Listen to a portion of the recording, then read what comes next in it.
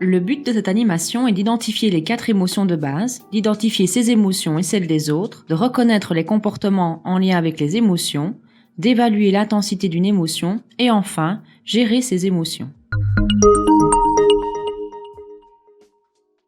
L'animateur ou l'animatrice a besoin de 4 éléments pour créer des zones de couleurs, une jaune, une rouge, une bleue et une grise.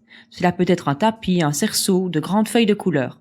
4 pictogrammes émotions, un photolangage sur les émotions comme par exemple le langage des émotions. Pour préparer l'animation, l'animateur installe 4 zones de couleurs dans la salle.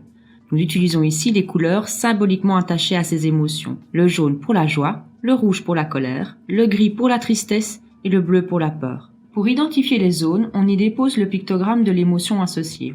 Sur une table, l'animateur dispose des cartes d'émotions qui ont été pré-triées et sélectionnées en fonction du groupe. L'animateur invite les participants et les participantes à prendre 3 cartes émotions.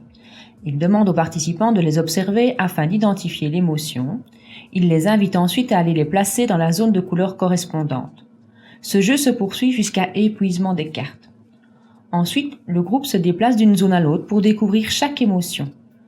L'animateur s'assure que chaque participant a identifié les signes distinctifs de l'émotion en les passant en revue sur le visage et le corps des personnages. Il questionne les participants. Quelle est cette émotion? Comment je sais que c'est cette émotion? Que voit-on? Quand ressent-on cette émotion? Y a-t-il une différence dans mon comportement? Si des cartes ont été mal placées, le groupe les replace dans la bonne zone. Cette animation permet d'identifier les 4 émotions de base, mais également de découvrir d'autres émotions. Elle permet également d'identifier l'intensité d'une émotion. L'animateur montre la différence d'intensité grâce aux cartes. Par exemple, la colère et la haine, ou encore la joie et l'euphorie.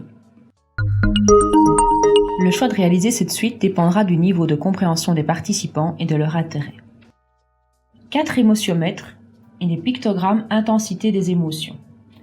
L'animateur propose un outil d'évaluation de l'émotion intitulé « Je sais évaluer ma colère, ma joie, ma peur, ma tristesse avec l'émotiomètre ».